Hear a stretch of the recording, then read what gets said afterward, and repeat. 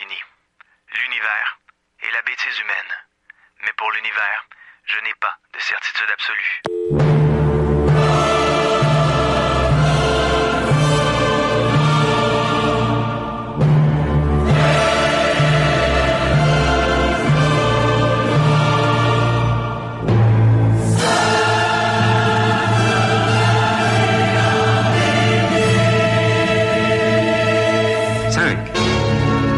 Quatre, 3, 2, 1. Ils sont partis. Radio X Files avec Christian Page et Marceau. Radio X.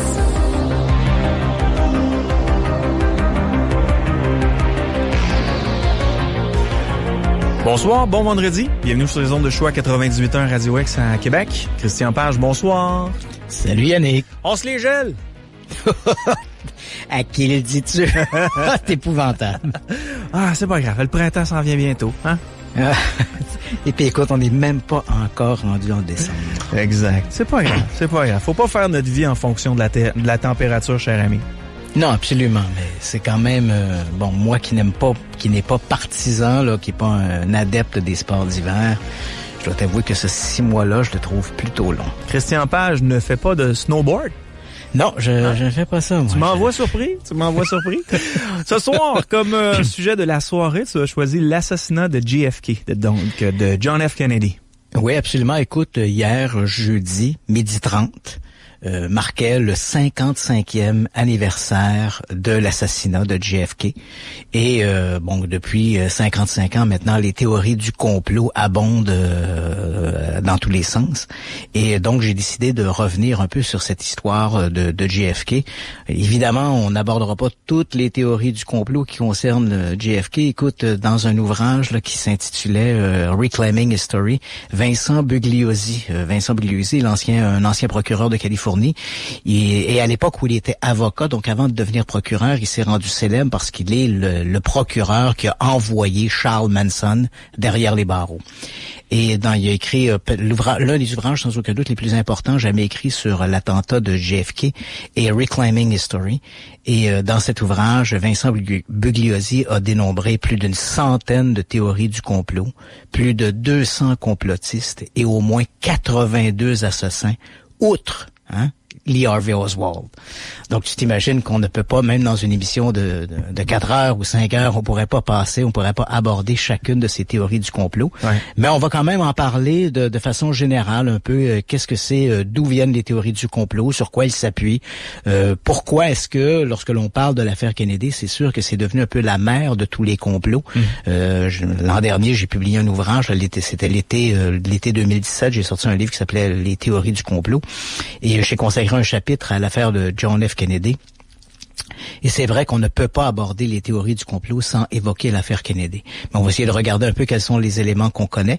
Et à pareille date, l'an dernier, l'administration de Donald Trump a annoncé qu'elle rendait public tous les dossiers sur JFK. Donc, c'était à l'automne 2017.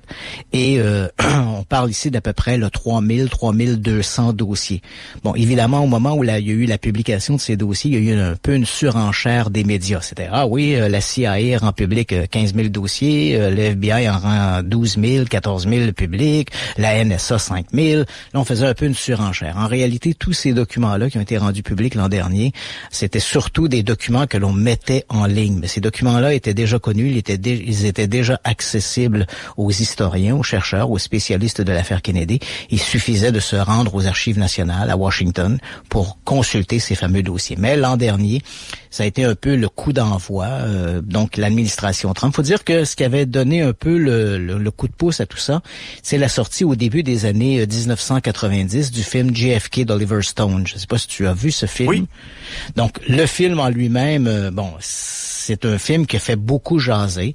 C'est sûr que les historiens ont décrié ce film comme étant, je me rappelle une des phrases que j'avais lues, un historien avait dit Oliver Stone ne présente pas l'histoire de l'assassinat de JFK, il réécrit l'histoire. C'est vrai qu'il y avait des erreurs monumentales où il y avait une sélection un peu arbitraire des témoignages ou des éléments qu'on nous présentait.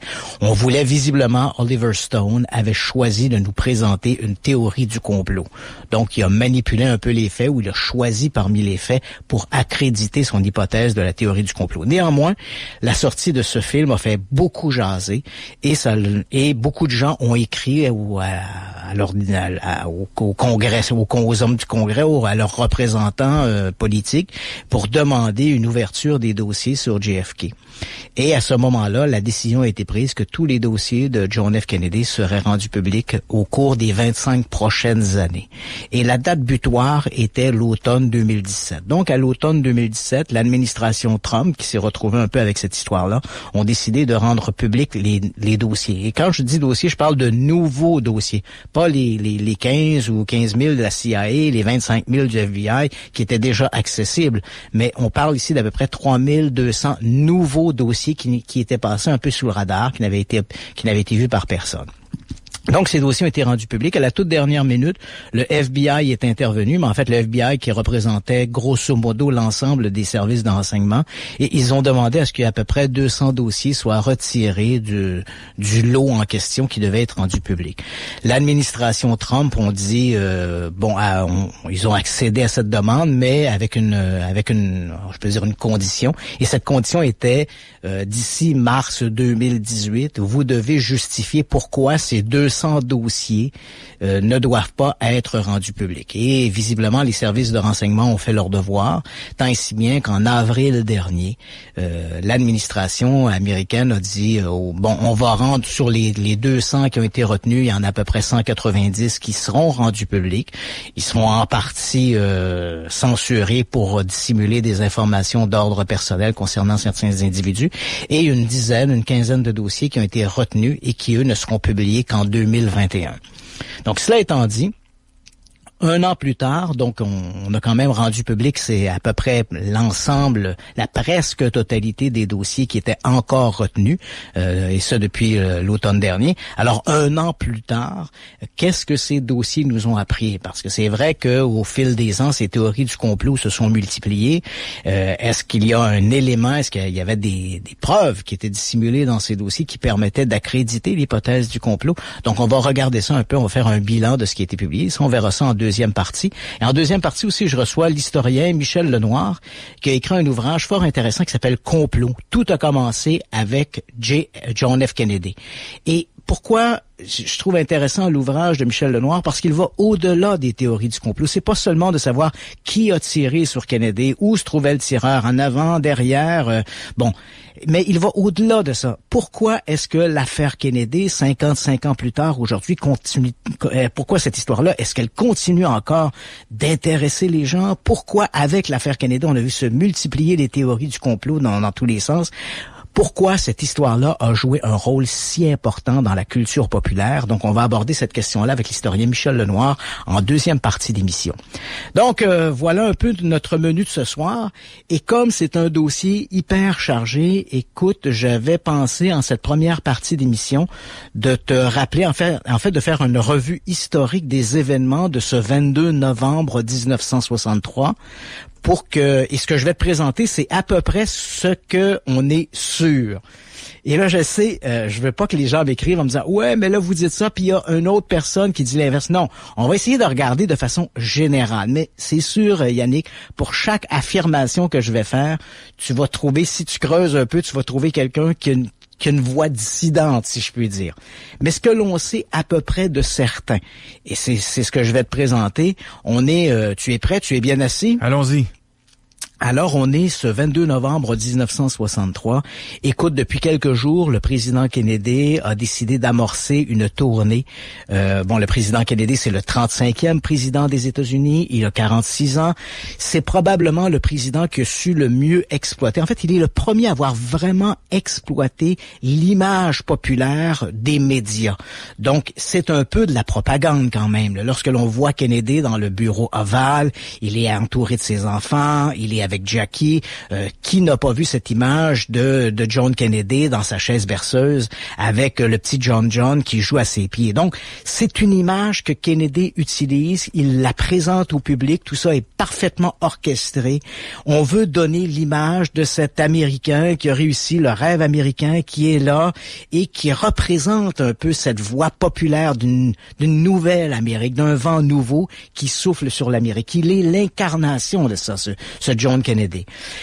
Mais en cet automne de 1963, faut pas se le cacher, sa cote de popularité, notamment dans les États du Sud et particulièrement au Texas, est en baisse. Et à ce point tel que, avant même que Kennedy amorce cette visite rapide et claire au Texas, il y a des gens qui font circuler des tracts où on voit l'image de Kennedy et au-dessus c'est marqué « recherché pour trahison ». Donc tu vois, certains aperçoivent les politiques de Kennedy comme une espèce de trahison. Donc, même certains de ses conseillers vont lui déconseiller de se rendre à Dallas et à se rendre au Texas, justement à cause de cette grogne populaire que suscitent ses politiques. Néanmoins, Kennedy se rend à Dallas et on se retrouve ce 22 novembre 1963. Il est exactement 12h30. Le cortège présidentiel, il fait un temps magnifique. Kennedy a décidé à sa descente d'avion de faire retirer le toit de la limousine. Il est donc assis sur la banquette arrière, il y a lui. À sa gauche se trouve son épouse Jackie. Devant lui, il y a le gouverneur du Texas, John Connally. Et à la gauche de John Connally se trouve son épouse. Et à l'avant, finalement, sur la banquette avant, se trouve un agent des services secrets, un agent de protection et garde du corps et le chauffeur du véhicule. Donc, il est 12h30, le cortège présidentiel s'avance sur Dealey Plaza. Et au moment où on tourne, en fait, c'est comme une espèce d'intersection en forme un peu triangulaire. Au moment où la limousine vient d'achever son virage, on entend une première détonation. Le gouverneur Connally dira plus tard, j'ai eu l'impression d'une espèce de pétarade, comme le bruit d'une moto ou quelque chose comme ça, et j'avais l'impression que ce bruit venait de l'arrière, de notre côté droit. Et il se tourne en se demandant de quoi il s'agit. Et ensuite, assez rapidement, 2 autres détonations qui vont être successives. Et dès la première, dans cette séquence de ces 2 dernières détonations, la première détonation, Kennedy est là, il porte la main à sa gorge, il a été atteint derrière la nuque, la balle est ressortie par l'avant, elle est entrée dans le siège devant lui et est allée blesser. Elle est entrée dans le dos du gouverneur Connally, a dévié, a fait briser une côte, elle est ressortie, l'a frappé au poignet et finalement la balle est allée se loger dans sa cuisse. Et au moment où tout ça se passe, écoute, Yannick, il y a à quelques mètres d'eux, il se trouve à ce moment-là devant une espèce de butte gazonnée qui s'appelle le Grassy Knoll. Et sur le Grassy Knoll, il y a un homme qui est monté sur une espèce de bloc de béton, un type qui s'appelle Abraham Zapruder. Il a commencé à filmer depuis quelques secondes. Il a une petite caméra 16 mm. Il filme depuis quelques secondes. Et au moment où Kennedy est atteint à la gorge par en fait, le deuxième tir, mais c'est le premier tir qui atteint la limousine, il se trouve derrière un panneau routier. Donc, on ne voit pas le moment précis de l'impact. Mais au moment où la limousine sort derrière ce panneau routier, il est juste devant Abraham Zapruder qui tient sa caméra et qui filme. Et on voit à ce moment-là Kennedy qui porte les mains à sa gorge et il se tourne en direction de Jackie qui se penche sur lui. Et à ce moment-là, l'une des images les plus épouvantables que l'Amérique verra, une deuxième détonation qui est en fait la répétition, le troisième coup de feu, mais le deuxième coup de feu à atteindre la limousine à ce moment-là, alors que Abraham Zapruder est pratiquement devant le président, devant la limousine présidentielle. On voit littéralement le crâne de John Kennedy qui explose sous l'impact de la balle. Ce sont des images choquantes. Et là, Kennedy, évidemment, s'écroule sur Jackie. Jackie bondit sur la malle arrière de la voiture. Bon, certains diront plus tard, elle voulait récupérer une partie de la cervelle de Kennedy. D'autres diront, elle voulait fuir elle voulait fuir les tirs de cet assassin embusqué. Parce qu'il y avait un garde du corps qui a tenté d'aider Jackie. Voilà, un garde du corps qui se trouvait juste derrière, parce qu'à ce moment-là, tu comprendras qu'au moment où les détonations se font entendre, la limousine ralentit, le chauffeur se tourne vers l'arrière parce que on est un peu dans un état un peu chaotique, là. Qu'est-ce qui se passe? Et là, en voyant évidemment la cervelle de Kennedy qui éclate, le chauffeur va appuyer sur l'accélérateur pour fuir cette zone de guerre, littéralement. À ce moment-là, un garde du corps saute sur la limousine à l'arrière. Il va repousser Jackie sur la banquette arrière de la voiture pour lui-même, le garde du corps, se placer un peu comme pour faire écran au tir de cet assassin embusqué. Et la limousine, accélère en trombe et elle va se rendre à l'hôpital Parkland où, dès l'admission, les pathologistes, les médecins qui sont là constatent qu'il n'y a plus rien à faire pour Kennedy, là. La blessure est mortelle. Et il faudra attendre encore à peu près 30 minutes avant que l'annonce soit faite dans les médias. John Kennedy, 35e président des États-Unis, vient de tomber sous les balles d'un assassin. À ce même moment-là, donc au moment où les tirs se font entendre, rapidement, les gens, on le voit sur les images de Zapruder, il y a un état de chaos qui s'installe sur Dealey Plaza. Les gens se jettent au sol pour essayer d'échapper aux tirs de ce tireur embusqué. La plupart des gens, c'est pas unanime, mais la plupart des gens ont l'impression que les coups de feu proviennent d'un grand édifice situé à l'angle de Houston Street et de Elm Street, parce que la limousine présidentielle se trouvait sur Elm Street. Et à l'intersection donc de Houston Street et de Elm Street se trouve un gros building qui s'appelle le Texas School Depository. Donc, c'est un entrepôt de livres scolaires et les gens ont l'impression que les coups de feu proviennent de là. Il y a même un témoin qui a vu un homme derrière une fenêtre du 6e étage. Et quand je dis 6e étage, c'est le 5e étage si tu considères que le premier niveau, c'est le rez-de-chaussée, ou bien c'est le 6e étage total. Donc, du 6e étage, sur une fenêtre juste située au coin du building, quelqu'un a vu un homme qui se tenait là, carabine à la main. Même l'homme, le témoin dira plus tard, j'ai vu cet homme avant même que la limousine arrive, mais j'ai cru que c'était un homme des services secrets, un garde qui était là. Jamais l'homme a pensé qu'il pouvait s'agir d'un tireur embusqué qui allait faire feu sur la limousine. Quoi qu'il en soit, les policiers entrent en trombe dans l'édifice. Dès qu'ils entrent, ils voient un homme qui se trouve près d'une machine distributrice. Ils l'interpellent et comme ils l'interpellent, le directeur, un des chefs manutentionnaires qui se trouve là, intervient et dit aux policiers, non, il dit ça, c'est un de nos employés, il s'appelle Lee Harvey Oswald.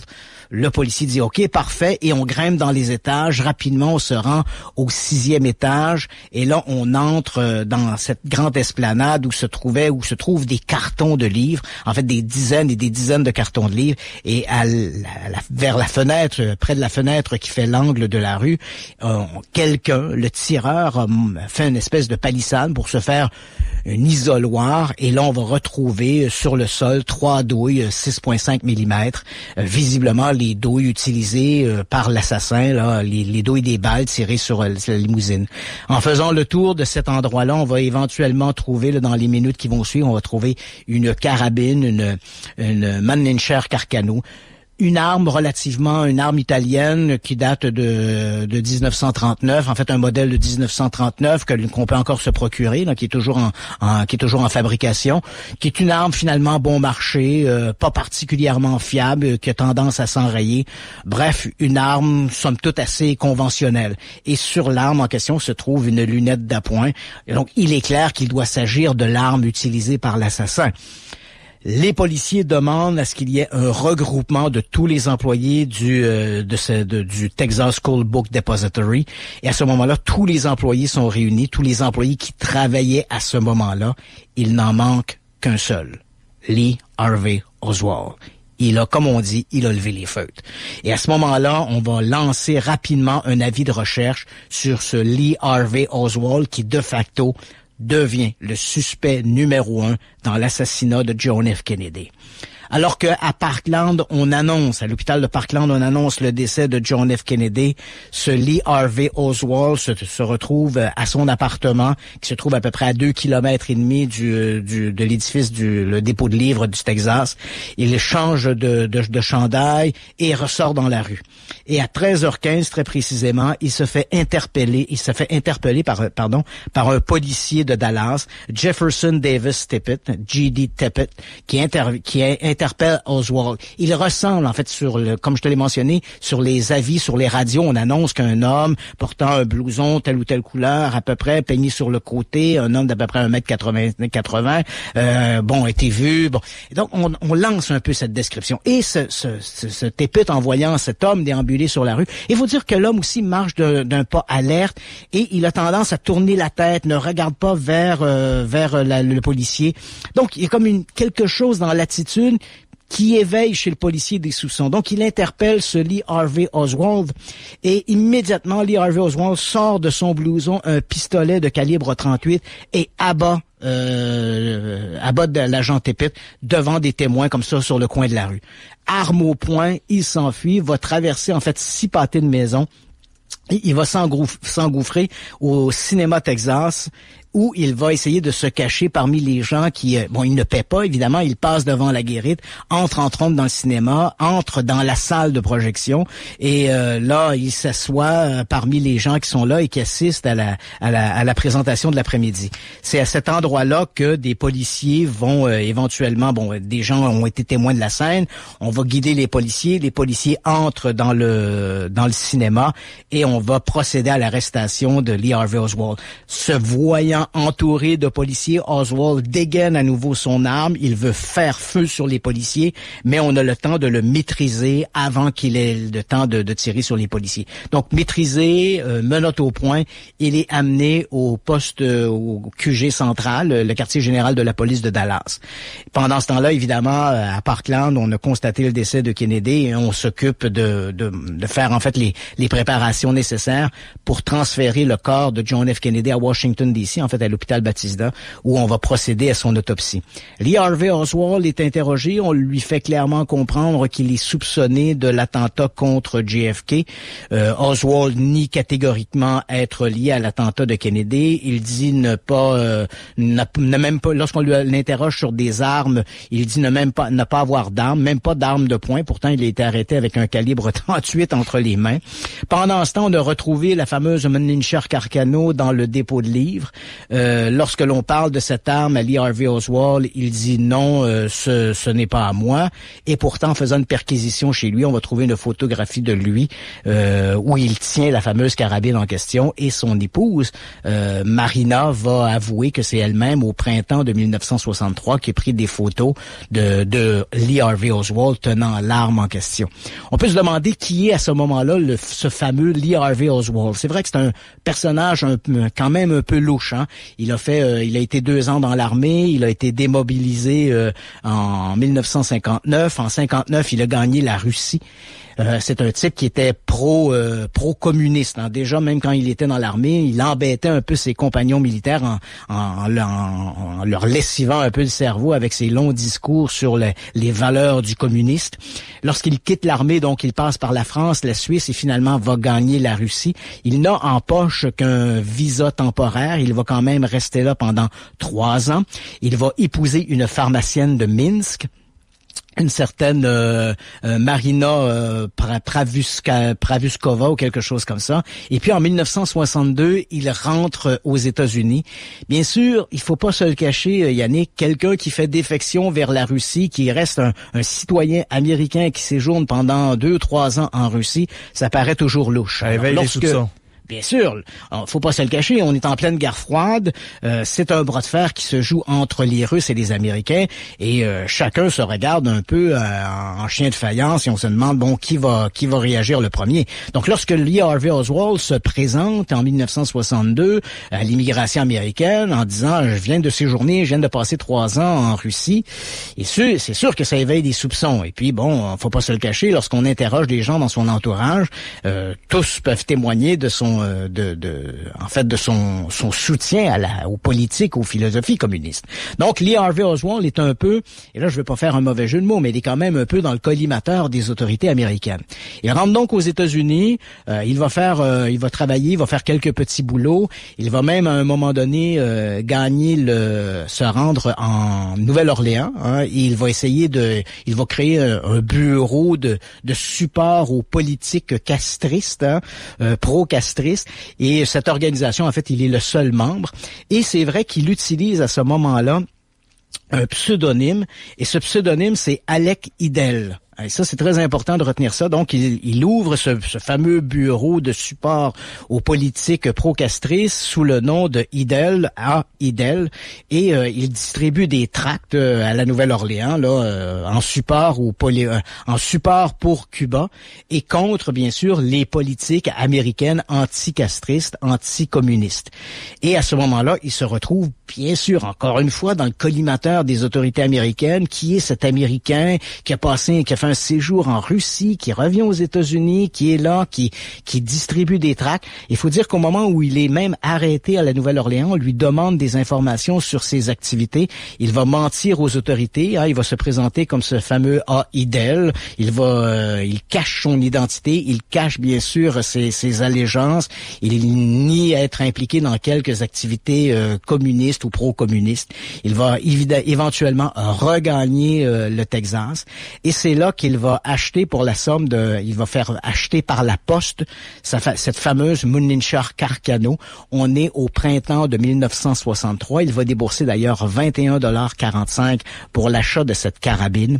Et il ne cache pas, bien sûr, son allégeance pour les politiques pro-communistes ou pro-castristes. Et à ce moment-là, donc au moment où il est interrogé par les services de police de Dallas, immédiatement après l'assassinat du président Kennedy, lorsqu'on lui exhibe la fameuse carabine Munlinchar Carcano, il nie être le propriétaire de la carabine, même si on va retrouver chez lui lors d'une perquisition une photographie où on le voit lui tenant la carabine. On trouve également le bon d'achat de la carabine qui est fait au nom de Alec Idel. Or, dans le portefeuille de Lee Harvey Oswald, on trouve une fausse carte d'identité au nom de Alec Idel. Et Oswald nie, bien sûr, pour lui tout ça est un complot, une machination, il n'a rien à voir là-dedans. Et puis, au moment où tout ça se passe, bien sûr, les médias à travers les États-Unis sont sous le choc de cet attentat contre Kennedy, et Lee Harvey Oswald est détenu il est interrogé bien sûr presque sans arrêt, et ce qui nous amène éventuellement au matin du 24 novembre 1963. Donc vers à peu près 11h30, on est finalement 47 heures après l'attentat contre le président Kennedy. On a décidé, Lee Harvey Oswald est détenu depuis son arrestation dans le quartier général de la police de Dallas. On décide de le transférer à la prison du comté. Et comme il sort de l'ascenseur, il est entouré de 2 policiers, il est dans le sous-sol du quartier général de la police de Dallas, et comme il s'approche du fourgon cellulaire, il faut le dire, il y a là toute une équipe de télévision qui est là, des journalistes.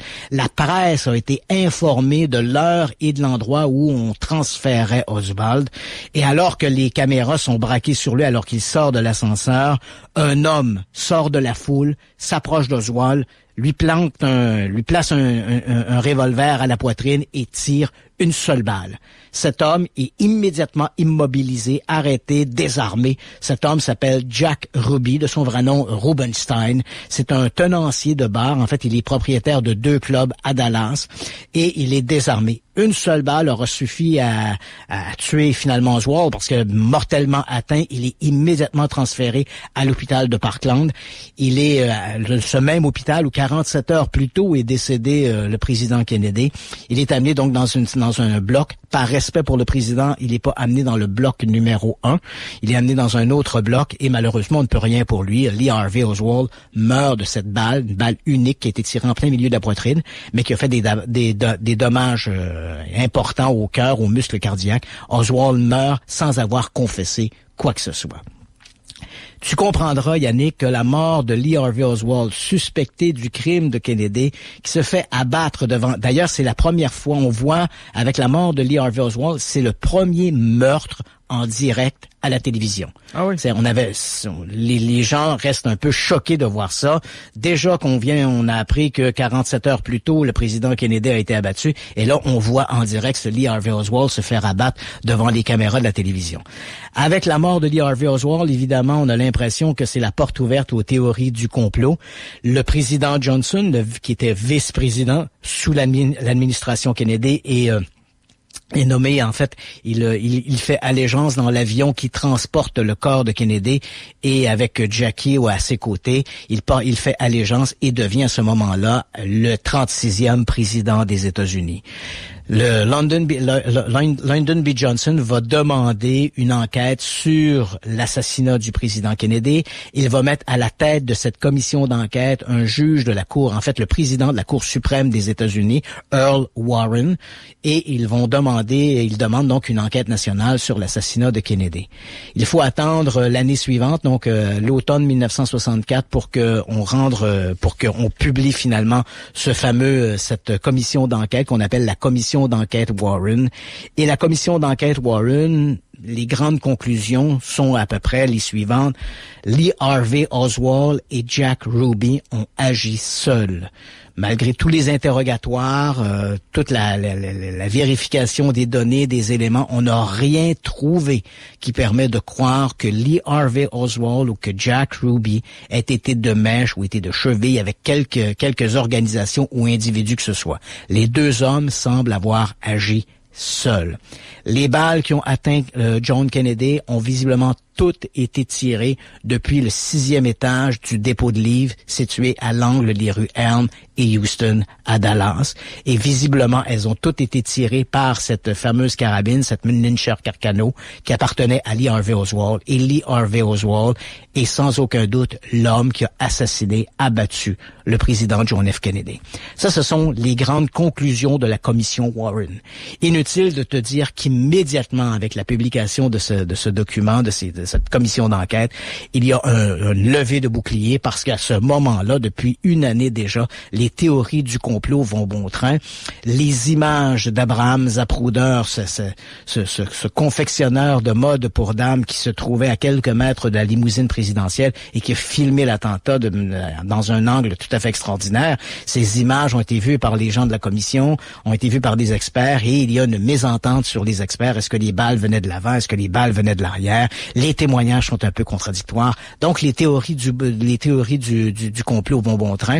Et il faut attendre, en fait, 1976 pour que finalement le Congrès américain, la Chambre des représentants, décide de mettre de l'avant une nouvelle commission d'enquête pour étudier certains assassinats qui soulèvent une certaine controverse. On pense par exemple à la mort de Bobby Kennedy, le frère de John Kennedy, assassiné quelques années plus tard alors qu'il était pratiquement en voie d'être élu le président. Donc ça s'était passé en 1968 de mémoire à Los Angeles, oui.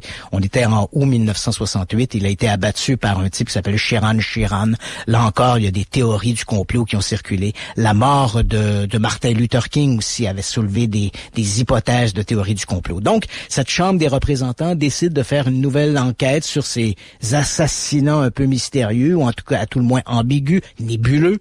Et bien sûr, la mort du président Kennedy fait partie de cette commission d'enquête. Et cette commission d'enquête, elle va se terminer en 1979, et la conclusion des membres de la Chambre va à peu près dans le même sens que les conclusions de la commission Warren qui s'est tenue 15 ans plus tôt. La commission Warren disait ils ont agi seuls, les balles ont été tirées du dépôt de livres, etc., etc. La commission, cette Chambre des représentants, ce House Selected Committee on Assassination, c'est le nom qu'avait ce fameux comité, va conclure à peu près en disant on entérine les conclusions de la commission Warren à un élément près. Ce fameux comité trouve que la commission Warren ont peut-être écarté un peu rapidement la théorie d'un complot ourdi par quelques arcanes inconnus, mais on dit c'est possible. Mais il faut dire qu'à ce moment-là, et ça c'est très important de le retenir, à ce moment-là, on avait présenté devant la Chambre des représentants, devant ce comité spécial, on avait présenté ce qu'on croyait être une preuve auditive. On avait donc un enregistrement qui avait apparemment été fait à partir de la radio d'un motard de la police et on avait l'impression d'entendre 4 détonations. Et s'il y avait 4 détonations, alors qu'on sait que Oswald ou quel que soit l'assassin qui se tenait derrière la fenêtre du 6e étage du dépôt de livres, on sait qu'il n'a tiré que 3 coups de feu. Et 3 coups de feu avec un premier coup de feu et ensuite 2 coups de feu très rapides. Donc, ça a été bang, bang, bang. Donc, ces 3 coups de feu venaient visiblement du dépôt de livres. Mais si tu comprendras que si, avec cette preuve acoustique, on avait un 4e coup de feu, alors là, ça venait de faire écrouler les conclusions de la commission Warren. Mais il faut dire que cette fameuse preuve acoustique a été complètement discréditée quelques années après. On a découvert, en fait, que la longueur d'onde sur laquelle était syntonisée la radio du motard en question n'était pas la longueur d'onde utilisée cette journée-là et que le motard, selon une nouvelle modélisation de ce qui s'était passé le jour en question, ne se trouvait pas à l'endroit où on croyait qu'il se trouvait. Donc, cette preuve acoustique a été complètement écartée.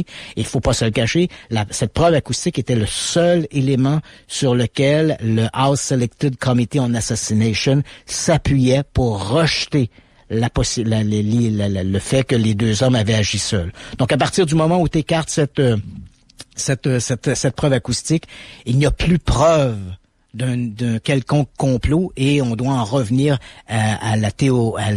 aux hypothèses ou à tout le moins les conclusions de la commission Warren. Et ça, donc, c'est à peu près ce que l'on sait de certains. Donc, les balles semblent avoir été tirées depuis l'arrière. D'ailleurs, des analyses balistiques montrent que les balles s'accordent assez bien avec des tirs. En fait, s'accordent même parfaitement avec des tirs provenant du 6e étage du fameux dépôt de livres en question.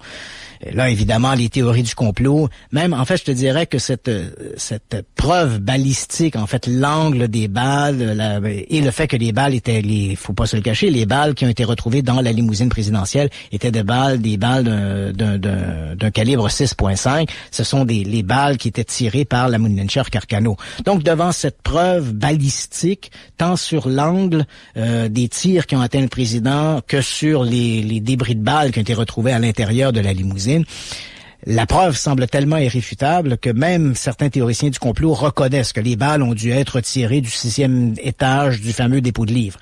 Maintenant, la question est de savoir, est-ce que l'homme derrière la carabine était ce fameux Lee Harvey Oswald? C'est vrai que là encore, on a des preuves qui associent Lee Harvey Oswald avec le 6e étage du dépôt de livres. Il a été vu à peu près 20 minutes avant que les coups de feu soient tirés en direction de la limousine. Un employé du dépôt de livres a vu Lee Harvey Oswald au 6e étage. Il lui a dit, est-ce que tu veux, parce que on circulait avec un ascenseur, il a demandé, est-ce que tu veux que je retienne l'ascenseur? Et Oswald lui répond, non, j'ai encore du travail à faire ici.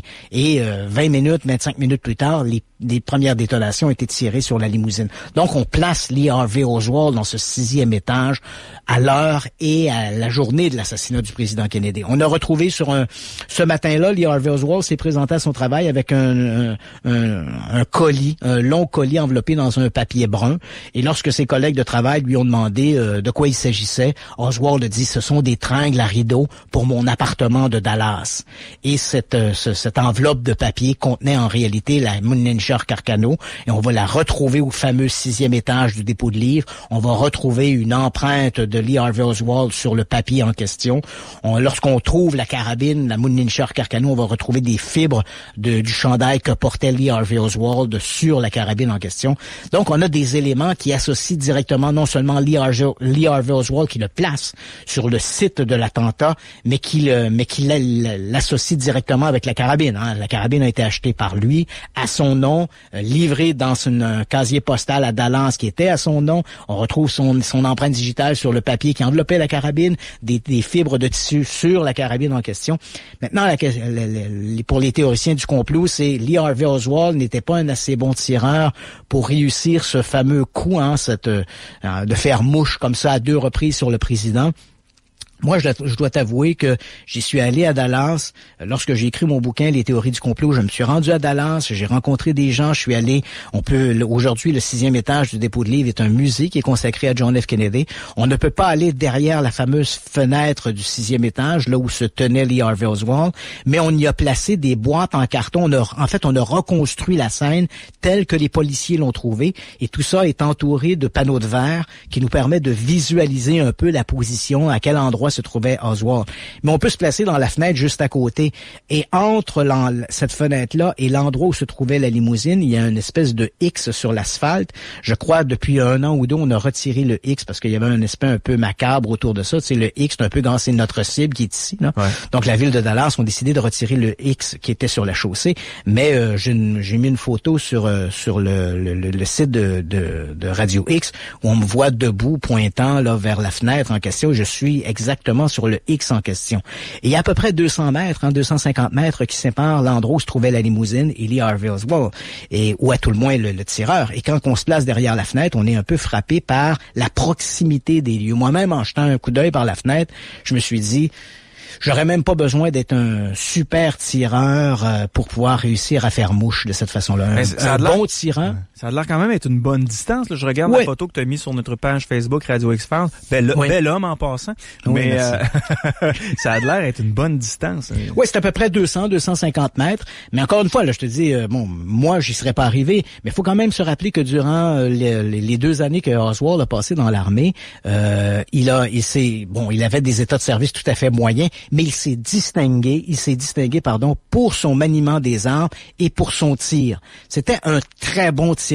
C'était pas un tireur d'élite, ce n'était pas un sniper, comme on dit, mais c'était quand même un très bon tireur. Donc, tous les éléments portent à croire, à tout le monde, on peut pas écarter Lee Harvey Oswald comme étant l'homme qui a tiré sur le président. A-t-il agi seul? A-t-il été le bouc émissaire d'un complot plus grand? Malheureusement, on pourra jamais le savoir puisque Lee Harvey Oswald est mort sans faire de commentaires. Jack Ruby, qui lui, après avoir assassiné Oswald, comme je l'ai mentionné, a été désarmé, arrêté. Il a été condamné à la peine de mort pour avoir assassiné Lee Harvey Oswald, mais il va décéder en prison d'un cancer en 1967. Et jusqu'à son décès, Jack Ruby va toujours maintenir qu'il avait agi seul et que c'était dans une espèce de moment de folie. C'était comme il était tenancier de bar. Il transportait souvent de l'argent liquide, de fortes sommes d'argent liquide sur lui. Il avait donc un port pour un permis d'armes. Et lorsqu'il s'est présenté ce matin-là, il avait un peu ses entrées, il connaissait des policiers allaient à son bar. Il était un peu chômé avec les services de police. Donc, quand on le vit arriver ce matin-là, jamais on s'est douté, ou à tout le monde, on n'a pas l'impression que les gens se doutaient de ce qui se passait, de ce qui allait se passer. Donc, Ruby s'est mêlé à la foule, il avait son arme sur lui, et il va raconter durant son procès, lorsque j'ai vu Lee Harvey Oswald sortir, le sourire au visage, je suis devenu fou de rage, j'ai sorti mon arme dans ce moment de folie et j'ai abattu Lee Harvey Oswald. Il va toujours prétendre avoir agi seul. Ça, c'est à peu près donc les éléments que l'on sait, à peu près certains. Bien sûr, il y a des éléments de contestation. Certains diront non, on a l'impression que le tir vient de l'avant, le tir vient de l'arrière. Ce qu'il faut surtout se méfier dans une affaire comme celle-là, Yannick, c'est qu'on a beaucoup d'experts de salon. Des gens qui regardent des images, qui n'ont aucune connaissance en balistique, et là, simplement sur la foi des images, ils disent, on a l'impression que la tête de Kennedy bascule un peu vers l'arrière. Donc, si elle bascule par l'arrière... Je peux plaider coupable. Je peux plaider coupable à ça, moi aussi. Donc, on a l'impression que parce que la tête bascule vers l'arrière, que le tir vient de l'avant. Mais en réalité, c'est quand on n'a pas de connaissances en balistique, on a souvent on a tendance à interpréter un tir de cette façon-là comme si c'était un uppercut d'un pugiliste. Mais c'est pas comme ça. Une balle qui voyage à cette vitesse-là, lorsqu'elle est entrée dans la tête de Kennedy, elle ne frappait que des tissus mous. Donc, elle l'a rencontré parce que la matière cervicale, ce sont des tissus mous. C'est au moment où au moment où la balle ressort, c'est le point de sortie qui là va entraîner de la matière cérébrale, va entraîner des os et ça crée de l'énergie. Et c'est cette énergie-là avec le dégagement au point de sortie qui fait que la tête de Kennedy bascule vers l'arrière. D'ailleurs, des démonstrations montrent très clairement que si tu tires dans des melons, qui est à peu près la résistance d'une tête humaine, si tu tires dans des melons, souvent le melon va basculer en direction du tireur. Donc, c'est exactement ce que l'on voit sur les images. Donc, il faut se méfier de cette tendance à jouer l'expert de salon, en disant « moi, je pense que la tête... Non. Les experts sont à peu près tous unanimes là-dessus. Les experts en balistique, les balles semblent bel et bien avoir été tirées de l'arrière. Le mouvement de la tête de Kennedy est conforme à un tir venant de l'arrière, avec un point de sortie vers le côté droit, du crâne. Donc, les preuves balistiques vont un peu dans ce sens-là. Il y aura toujours des éléments contestataires, il faut pas se le cacher, mais grosso modo, c'est ce que l'on sait des événements qui se sont déroulés ce 22 novembre 1963, un vendredi noir pour l'Amérique et qui est probablement l'un des événements les plus choquants du 20e siècle. Juste avant d'aller à la pause, je vous avertis, vous pouvez aller sur notre page Radio X-Files. J'ai mis l'assassinat de JFK le 22 novembre 1963 et j'ai mis aussi l'assassinat de Lee Harvey Oswald en vidéo, donc sur la page Facebook de Radio X-Files. Et je répète, attention, les images peuvent choquer. On fait une courte pause, on revient. Radio X-Files. Radio X. On a fait quelques changements pour ce qui est des podcasts de Radio X. Maintenant, si vous allez sur le www.radiox.com, nous avons notre propre section telle que demandée par nos auditeurs, Radio X-Files, sur notre site Internet. Sinon, vous pouvez aller sur Facebook aussi nous ajouter, Radio X-Files. Et puis, vous allez voir, on met les podcasts de chaque émission à cet endroit-là sur notre page Facebook. Christian, tu as jasé avec Monsieur Reynald. Oui, absolument. Écoute, ça fait il y a 2 semaines et la semaine dernière, on avait mis cette fameuse peinture de Paul Gauguin. Oui. Et malheureusement, j'avais fait une entrevue avec Michel Rénal parce qu'on parlait de cryptozoologie. Et rappelle-toi, quand on a commencé la saison, je t'ai parlé un peu de cette cryptozoologie, c'est l'étude des animaux inconnus ou méconnus de la science. Et je te disais que ça dépassait très largement le cadre simple, parce que dès qu'on parle de cryptozoologie, les gens imaginent le monstre du Loch Ness, le Yéti. Mais en fait, c'est un cadre beaucoup plus large. Hein. Il y a des animaux il y a des tout petits animaux, par exemple, qui ne sont pas reconnus par la science et que pourtant qui font partie de la culture. Et c'est un peu de ça dont va nous parler aujourd'hui Michel Rénal, en fait, cette entrevue que j'ai réalisée avec lui il y a 2 semaines maintenant, où il va nous parler d'un animal qui apparaît sur une peinture de Paul Gauguin et qui pourtant n'a pas de reconnaissance officielle. Alors on écoute cette entrevue. Bonjour Michel Rénal, pour cette chronique cryptozoologique, vous avez choisi aujourd'hui de nous entretenir de l'un de vos compatriotes, à savoir le peintre Paul Gauguin et son lien plutôt curieux avec la cryptozoologie. Eh bien oui, en effet, tout démarre avec, plus précisément, l'expédition de Thor Heyerdahl, le grand ethnologue norvégien. Alors en réalité, on prononce Thor Heyerdahl, ça s'écrit Thor, T-H-O-R, oui. Ça se prononce Thor Heyerdahl. Et donc en 1937, il se trouvait à Ivaoa, une des îles Marquises, et là, il va observer un oiseau apparemment incapable de voler, de la taille, je dirais, d'une poule, et qui détale, qui va à toute vitesse arriver à échapper à sa poursuite alors qu'il est à dos de cheval, donc dans les montagnes de Ivaoa. Ivaoa, c'est effectivement l'île où est enterré Jacques Brel, le chanteur, et puis également Paul Gauguin, le peintre. Un autre témoignage sur cet oiseau mystérieux a été recueilli en 1957 par Francis Mazières, toujours à Ivaoa, et là c'était à la fois les Marquisiens qui lui en ont parlé, et il décrivait un oiseau, pareil, incapable de voler, de la taille d'une poule ou d'un coq, avec un plumage violacé, et également extrêmement rapide, au point qu'il est capable de se planquer en quelques secondes dans les fourrés, dans les fougères des montagnes de Ivaoa. Oui, mais excusez-moi, Michel Rénal, mais pourquoi cet oiseau-là, puisqu'il a été observé par Heyerdahl, des gens, des communautés locales en parlent, qu'est-ce qui en fait un animal si mystérieux, puisque apparemment il a une existence bien réelle, et ce, même au XXe siècle? En effet, et simplement, on n'a que des témoignages, on n'a aucun spécimen, aucun squelette, même pas une plume. Donc cet oiseau n'est connu que par des témoignages. Et effectivement, il semblerait bien que Paul Gauguin ait peint cet oiseau en 1902. Alors il a passé les 3 dernières années de sa vie justement à Ivaoa, où il est donc inhumé. Et en 1902, il peint une toile qui représente un marquis. Alors, c'est assez amusant parce que le titre de la toile, c'est Le sorcier d'Ivaoa ou le marquisien à la cape rouge. Alors j'ai fait pas mal de recherches et depuis, en réalité, je me suis rendu compte que c'est pas un marquisien, c'est une marquisienne représentée, c'est une femme. Donc, effectivement, donc dans un angle de ce tableau, on voit un chien qui tient dans sa gueule un oiseau qui représente, probablement, le fameux oiseau mystérieux qui a été observé des années plus tard par Thor Heyerdahl et par Henry Lee, un autre Norvégien installé à Ivaoa, cité par Francis Mazières.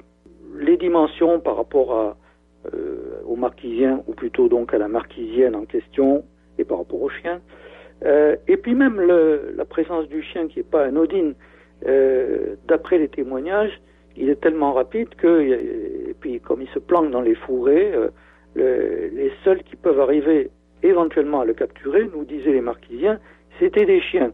Donc la présence du chien sur le tableau de Paul Gauguin, qui est en train, je le rappelle, de mordiller le dos de l'oiseau en question, est sans doute extrêmement significative.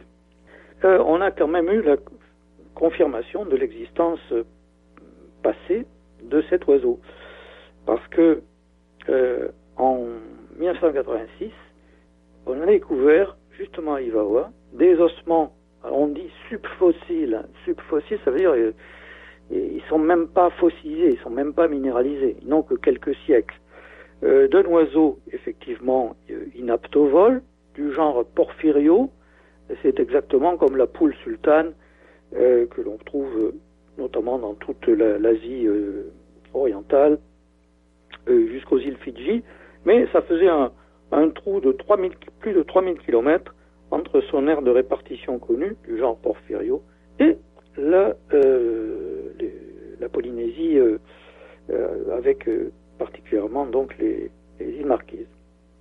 Eh bien donc effectivement, nous avons désormais la preuve par 9 en quelque sorte que à la fois les Polynésiens des îles Marquises, Thor Heyerdahl, Henry Lee, cité par Francis Mazières et d'autres, ne racontaient pas des sornettes et que donc le drôle d'oiseau en question bel et bien existé.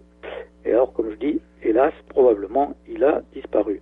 Oui. Alors, il en reste peut-être d'autres dans d'autres régions de Polynésie. Après tout, on continue encore à découvrir dans des îles du Pacifique des oiseaux nouveaux pour la science. Oui. Alors, pourquoi pas. Mais je me posais la question, est-ce qu'il n'y a pas dans cette région du monde, donc en Polynésie, un oiseau qui ressemble étrangement à celui peint par Paul Gauguin, et cet oiseau, je crois que c'était le takae ou quelque chose comme ça. Est-ce que ça ne pourrait pas être simplement une confusion? Donc on aurait vu un takae et Gauguin aurait peint l'oiseau, et aujourd'hui on fait une espèce d'association avec cet oiseau disparu. Alors, le portrait robot, je dirais, d'après les témoignages rassemblés à Ivaoa, faisait effectivement diablement penser au takae de la Nouvelle-Zélande, qui lui aussi appartient au genre Porphyrio, qui lui aussi est un plumage violacé, qui lui aussi a un bec robuste, qui lui aussi se planque dans les fourrés. Enfin, il y a énormément de points communs entre les deux. Simplement, il est déjà quand même sensiblement plus gros. Bon, il fait à peu près une cinquantaine de centimètres de haut, c'est plus qu'une poule, comme on a dit. Par ailleurs, bon, à notre connaissance, il est strictement limité à la Nouvelle-Zélande.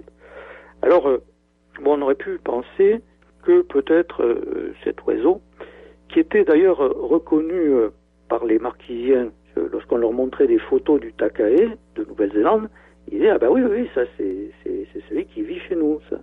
Et que vous, les Occidentaux, enfin, vous ne connaissez pas. Et donc, j'avais estimé que c'était peut-être effectivement cet oiseau de Nouvelle-Zélande qui aurait pu être amené par des pirogues lors des migrations polynésiennes, il y a quelques siècles. Sauf que, je vous dis, depuis, on a découvert à Ivaoa même ces fameux ossements vieux de 700 ans pour les plus récents. Peut-être d'ailleurs qu'un jour on en découvrira des plus récents encore. Dans des tombeaux, comme d'ailleurs l'avaient dit les Polynésiens concernant l'oiseau mystérieux, et qui appartiennent à une nouvelle espèce du genre Porphyrio, dont la taille, d'après les ossements que l'on a, est compatible avec les témoignages à Ivaoa. Donc, je dirais, il n'est pas nécessaire de supposer, en fait, ce genre d'apport volontaire ou involontaire du Takahe de Nouvelle-Zélande aux îles Marquises. Et deuxièmement, depuis 1988 où ont été décrits ces ossements, on a découvert des ossements du genre Porphyrio, d'espèces nouvelles encore une fois, ailleurs en Polynésie. Donc visiblement, il y a certainement plusieurs îles polynésiennes où le genre Porphyrio s'était diversifié et probablement la plupart ont disparu, je dirais, avant même qu'on les découvre à l'état vivant. Soit qu'ils aient été tués par les Polynésiens eux-mêmes, parce que la chair, d'après ce qu'il est dit, est bonne à manger. Et donc, voilà, il est probable qu'on en découvrira d'autres dans les années à venir. Ouais. Si je pense à ce dossier, je comprends que si on a la découverte d'ossements endémiques, il n'est pas nécessaire de faire intervenir une migration. Oui.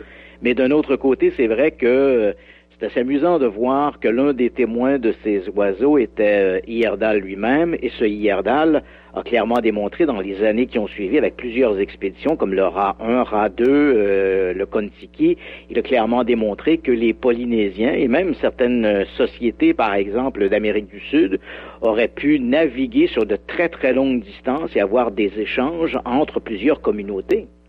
Les deux hypothèses sont tout à fait valables. Et en ce qui concerne des migrations ou des échanges culturels entre l'Amérique et la Polynésie, bien que Heyerdahl était un peu extrémiste, je dirais, sur cette hypothèse, mais il y a des tas d'éléments qui ont été validés depuis, entre autres la diffusion de la patate douce depuis l'Amérique du Sud vers la Polynésie est génétiquement, archéologiquement, biologiquement, tout ce qu'on veut démontrer. Oui. Si on revient à cette découverte d'ossements en Polynésie de cet oiseau mystérieux, est-ce qu'il est possible de croire que l'animal, que l'oiseau continuerait d'exister aujourd'hui? Si on fait une référence, parce que on a toujours des hypothèses ou des histoires qui sont ravivées par la presse lorsque l'on parle, par exemple, du thylacine, ce fameux tigre de Tasmanie, où chaque année, malgré qu'il soit disparu au milieu des années 1930, chaque année, des gens reviennent d'expéditions en forêt en racontant qu'ils ont observé de ces animaux, de ces thylacines, ce qui en fait une espèce en cryptozoologie qu'on appelle un Lazarus. Alors, est-ce qu'il est possible de croire que ces oiseaux pourraient continuer d'exister dans des forêts des îles Marquises? Alors, à ma connaissance, il n'y a pas eu de témoignage, je disais donc depuis les années 1950. J'ai un correspondant marquisien qui a mené l'enquête il y a 2 ou 3 ans sur place, qui a interrogé les vieillards, les personnes âgées qui, eux, se souviennent que, oui, au milieu du siècle dernier, voilà. Mais, effectivement, pas de témoignage récent.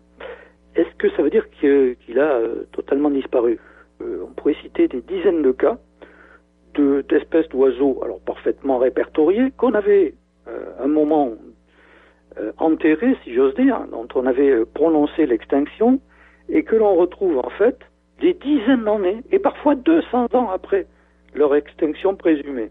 Souvent des oiseaux, justement, qui ont des mœurs, soit nocturnes, qui se planquent dans des anfractuosités de rochers. Alors donc, c'est pas impossible, avec un miracle. Ouais, on va se croiser les doigts en espérant pouvoir mettre la main éventuellement sur un spécimen bien vivant de cet oiseau mystérieux, comme vous l'avez si bien dit, peint par Paul Gauguin au début du 20e siècle et qui semble malheureusement s'être éclipsé, avoir été gommé de la surface de la Terre depuis. Écoutez, Michel Rénal, c'était tout le temps qu'on avait. Et puis on se reparle bientôt pour une autre chronique, toujours sur ces animaux mystérieux, encore inconnus ou très méconnus de la science. Michel Rénal, encore une fois, merci. Radio X Files. Radio X. Sujet de la soirée, on parle de l'assassinat de John F. Kennedy. On vient d'entendre l'annonce et avec les documentaires que j'ai vus, mon cher Christian, parce que j'ai pas eu la chance de vivre tous ces moments-là, ce qui m'a impressionné, c'est de voir à quel point les gens avaient de la peine de ce qui s'était passé. Oui, effectivement, c'est un événement qui a marqué en fait l'Amérique. Ouais. Et le bulletin qu'on vient d'entendre, c'est la première intervention radio d'ABC qui annonçait l'assassinat de JFK. Et ce qui est assez intéressant avec ce reportage, c'est le narrateur mentionne bien 3 coups de feu ont été tirés sur la limousine du président. Il faut dire que dans les heures et les jours qui vont suivre, le nombre de coups de feu va augmenter. Au départ, on parle de 3 coups de feu, des témoins vont parler de 4, après ça c'est 5 coups de feu, mais on voit qu'immédiatement après l'événement, déjà la presse annonçait 3 coups de feu ont été tirés sur la limousine présidentielle. Et tu l'as mentionné, c'est un événement qui on voit sur les images les gens qui sont complètement atterrés par cet événement. Mais au-delà de ça, si on regarde sur le plan social de ce qui va se passer, on peut dire qu'il y a eu une Amérique avant John F. Kennedy, il y a eu une Amérique après John F. Kennedy. Et en fait, la mort de Kennedy va donner naissance à des théories du complot et depuis, elles vont se multiplier, ces théories du complot. Je ne dis pas qu'avant JFK, il n'y avait pas de théorie du complot.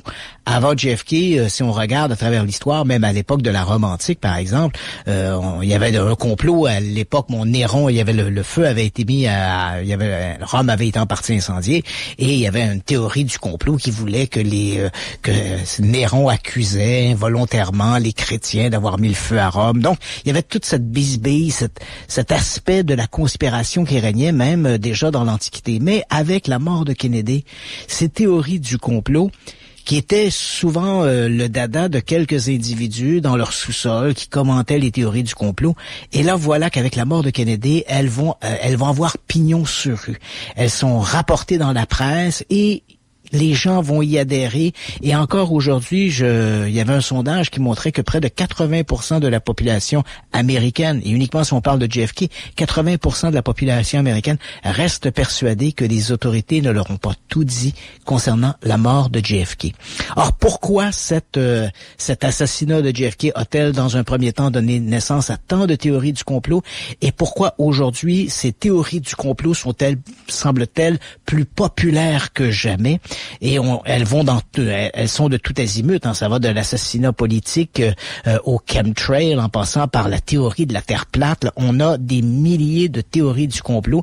Certaines semblent s'appuyer sur des faits, comme dans le cas de JFK. Certaines théories du complot sont un peu ridicules. On aurait assassiné Kennedy parce que il voulait révéler l'existence des extraterrestres.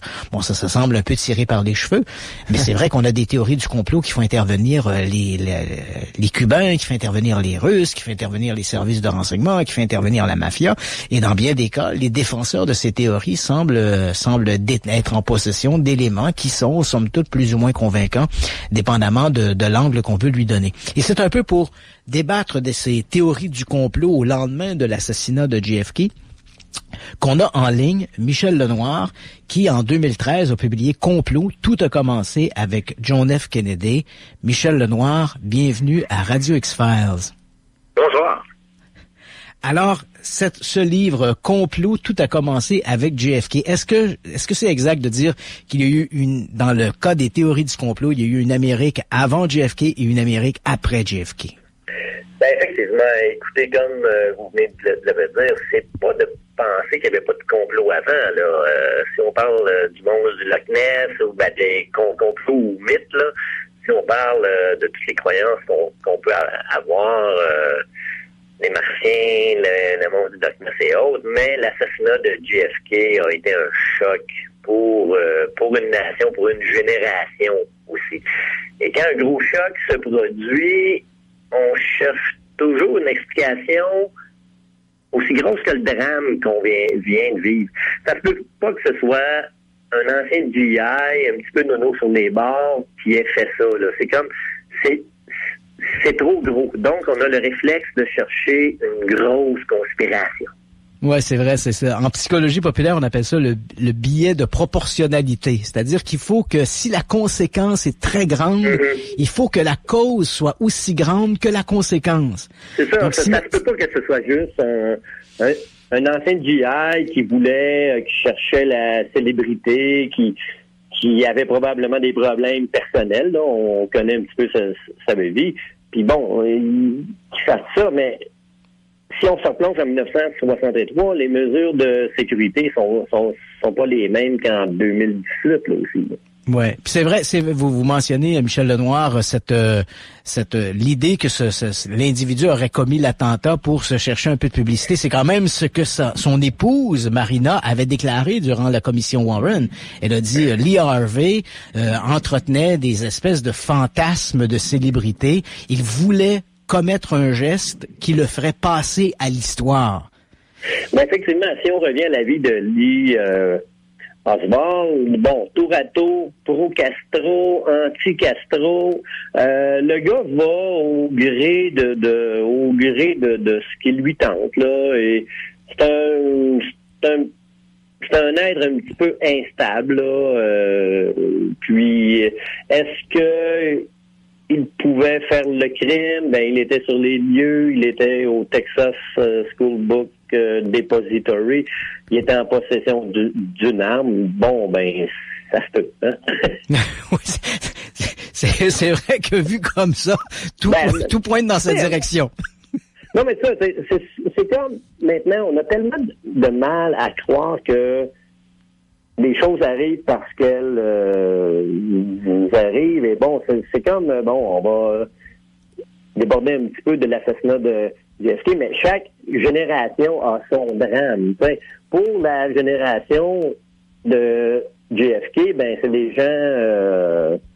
bon, c'est une autre génération. Ça a été leur gros drame. Pour nous, c'est peut-être les tours du World Trade en 2001 qui a été notre drame. Puis depuis ce temps-là, ben il y en a qui parlent que c'est pas des avions, c'est des missiles, puis c'était déguisé, puis ben voyons, donc, on l'a tous vu que c'était des avions qui ont rentré dans les tours. À un moment donné, il faut être terre à terre aussi, là. Ouais, mais c'est vrai que ce biais de proportionnalité, il est à toutes les fois où il y a des événements marquants pour les sociétés, on voit apparaître ces théories du complot.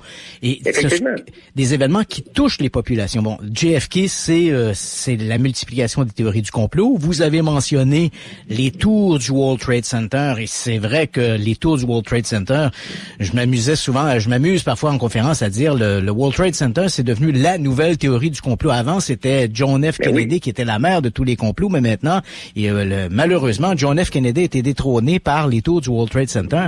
Mais c'est vrai sur des événements, je dirais des événements qui sont peut-être d'une moins grande ampleur, mais qui touchent aussi les populations. Qu'on pense par exemple à la mort d'Elvis Presley, ou les grandes idoles, hein, Marilyn Monroe, Elvis Presley, Michael Jackson, Lady Diana. Tous ces gens-là sont morts et la population semble refuser la banalité de leur décès, de penser qu'Elvis Presley, l'homme qui a inventé le rock'n'roll, le plus grand artiste du 20e siècle, est mort dans sa salle de bain d'une crise cardiaque. Ben effectivement, regardez, c'est comme... mais on dirait que les choses ont tendance à changer un petit peu. Si on regarde quand Elvis est mort en 77, je crois, le 16 août, bon, ben, pendant 10 ans, 15 ans, 20 ans, il y en a qui le voyaient, il travaillait au Canadian Tire à Sainte-Catherine, ou il travaillait à...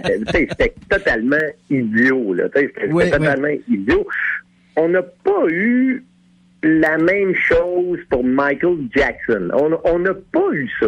Moi, j'ai pas eu vent que, bon, à peine peut-être, là, Michael Jackson travaille dans un McDo à Tucson, au Texas, ou quoi, là, mais c'était moins gros, il me semble, que Elvis. Quand Elvis est mort, ben, pendant 10-15 ans, là, mon Dieu, ou comme on dit souvent, là, il est sur une île avec Adolf Hitler, puis Castro, puis voyons donc, un moment donné, là.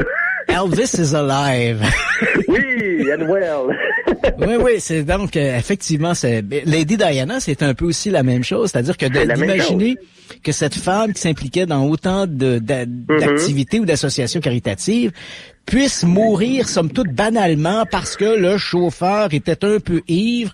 Il a trop appuyé sur... Il y a des paparazzis qui courent après eux. Voilà, il perd le contrôle du véhicule, heurte une tour de béton sur le pont de l'Alma. Ben voilà, c'est terminé. Non, voilà, il faut qu'il y ait un complot. Faut que c'est ça, faut que la couronne britannique soit impliquée là-dedans. On refuse d'accepter la banalité. Ouais.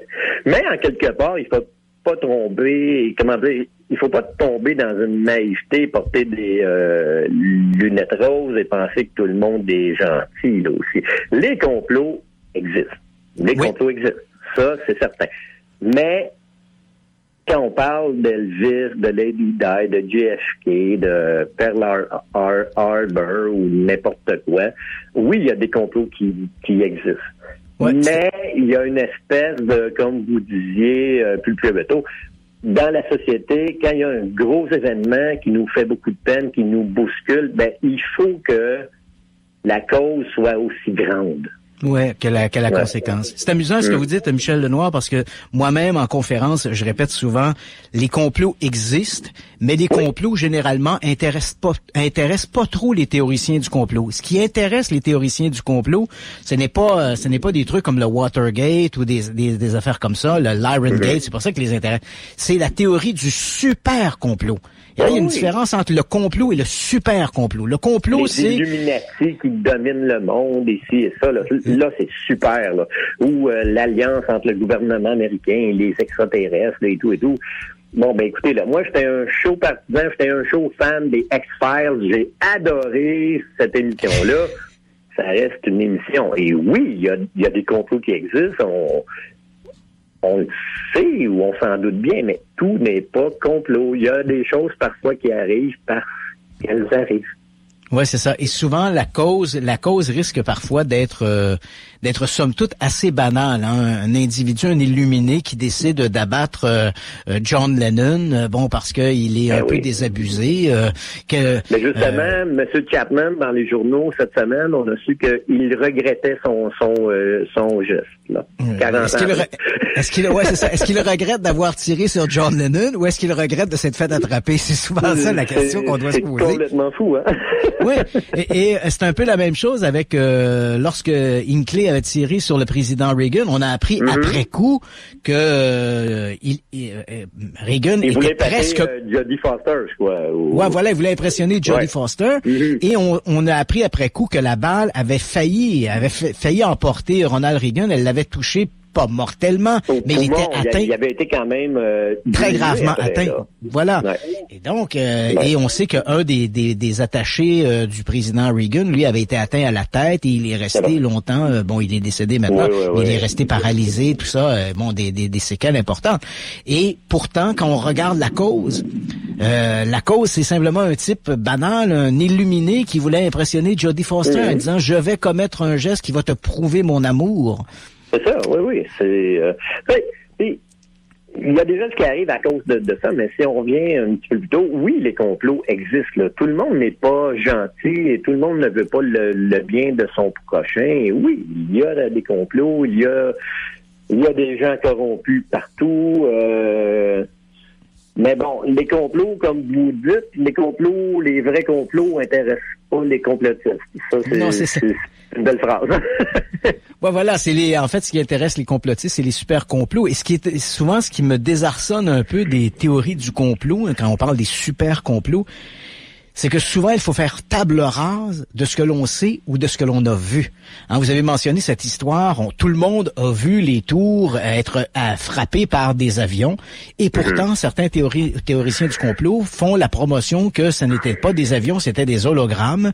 A-t-on déjà vu des hologrammes aussi réalistes? J'aimerais bien ça en voir. Là, on tombe dans le ridicule. À un moment donné, là, il faut être... Écoutez, là, il y a des milliers de personnes qui ont vu les avions live rentrer dans les tours à New York. C'était tous des acteurs. Septembre, mais c'était tous des acteurs. C'était tous des acteurs. C'est ça, oui, c'était tous des acteurs. Comment là? Écoutez, il y en a une, Michel Lenoir, que j'aime bien. C'est une femme, Judy Wood, qui elle dit, écoutez, les tours se sont pas écroulées. On a tous vu les tours s'écrouler, mais elle a dit non, les tours ne se sont pas écroulées. Ouais, c'est ça. Les tours ont été, j'allais dire, vaporisées, mais c'est même pas le mot qu'elle utilise. Elle invente un mot. Elle dit elles ont été poussiérisées.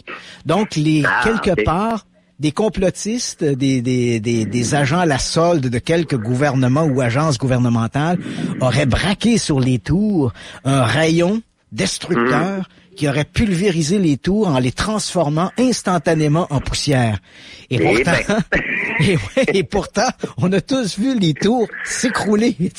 Et là, donc, il faudrait absolument faire table rase de ce que le monde entier a été le témoin pour accréditer une théorie aussi invraisemblable. C'est ça, mais On dirait que depuis l'assassinat de Kennedy, il y a 55 ans, je pense que le citoyen nord-américain moyen, même le citoyen occidental, si on regarde ce qui se passe en France, là et tout, a perdu confiance en son gouvernement. Avant, là, si le gouvernement, le premier ministre disait quelque chose et que c'était dans le journal, ben pour mon père qui était né qui est né en 1916, ben c'était vrai là, c'était vrai. Aujourd'hui, un ministre dit quoi ou c'est dans le journal, ben on crie tout de suite aux fake news là. Ouais. Mais c'est vrai que c'est inquiétant aussi quand on a le président même des États-Unis qui entretient un peu cette idée du fake news et qui rejette et qui va même plus loin, il rejette même des affirmations qui sont appuyées par des constats scientifiques, par exemple le réchauffement de la planète. Je pense que dans la communauté scientifique est tous d'accord avec l'idée qu'il faut absolument réagir aux gaz à effet de serre. Et là on a un président qui dit non, c'est un complot monté par les Chinois pour nous faire croire que la planète se réchauffe. Ça devient un regardez, peu... moi, je me demande même si cette personne-là croit pas que la Terre est plate, là. C'est rendu là. Ah oui, écoutez, il faudrait qu'il y ait un journaliste qui lui demande, là. Monsieur Trump, est-ce que vous pensez que la Terre est plate? Il faudrait voir la réponse. Il faudrait entendre la réponse. Ouais, on serait peut-être surpris.